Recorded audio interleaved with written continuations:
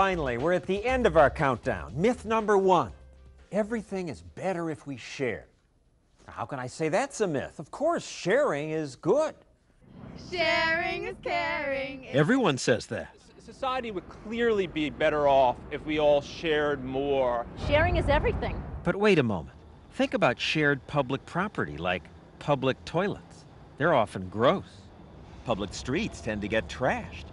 You saw earlier how people litter on public lands. And think about what you share at work. This is the refrigerator we share at my office, and look at this thing. It's disgusting.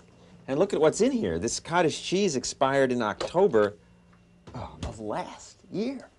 When something belongs to everyone, it belongs to no one. No one owns it. There's no incentive to take care of it. It gets abused and degraded. Russell Roberts, professor of economics at George Mason University, points out that private property rarely gets abused or degraded. Private property sounds selfish, rich people taking advantage of other people. But it works a lot better. Remember that public toilet? Here's a private toilet. Welcome to the JCDecaux automatic self-cleaning toilet. They're common in Europe and cleaner because their owners, selfishly seeking a profit, work at keeping them clean. And why do we have so many catastrophic forest fires? Well, did you know that most of them are on government land, land we share? The feds only own 1/3 of the forests, but they have most of the forest fires. Private forests are less likely to burn because the livelihood of greedy timber companies depends on having healthy trees. But the government, managing land we all share, is less careful. Here's another example. I'm littering, but it's okay here because I'm at a pro basketball game. The home team leases the space, and they're fine with people littering because they clean it up.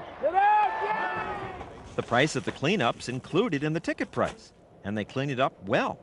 At stadiums, they don't even call this litter. It's just part of the game. Compare that to public parks or fields. The litter tends to stay here. It's the same reason people overfish the sea. The ocean's public property, shared property, so for years fishermen took all they could. They had little incentive to make sure enough fish were left to reproduce.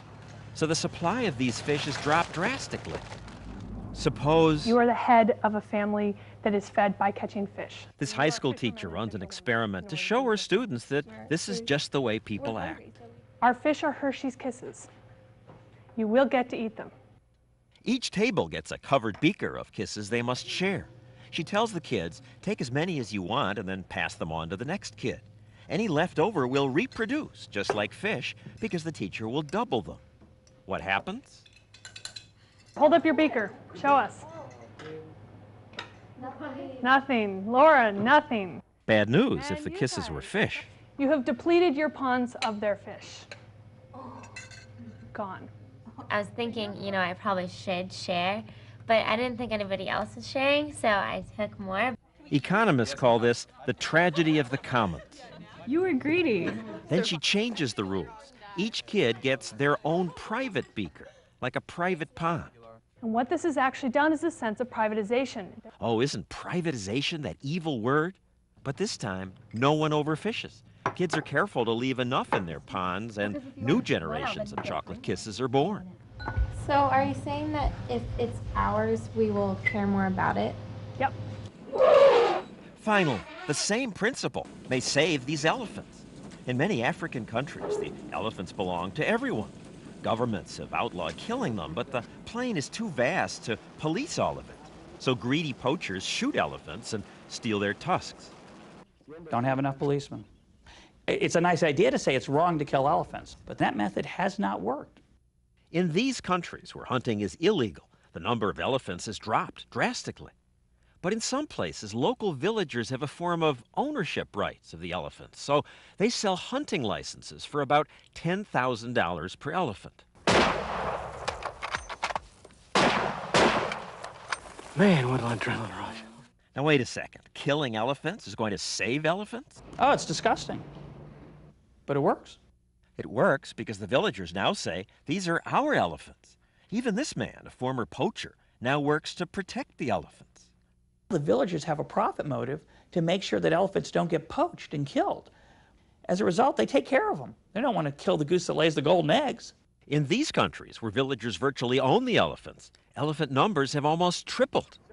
So while sharing may feel warm and fuzzy, Sharing is caring. often it makes things worse.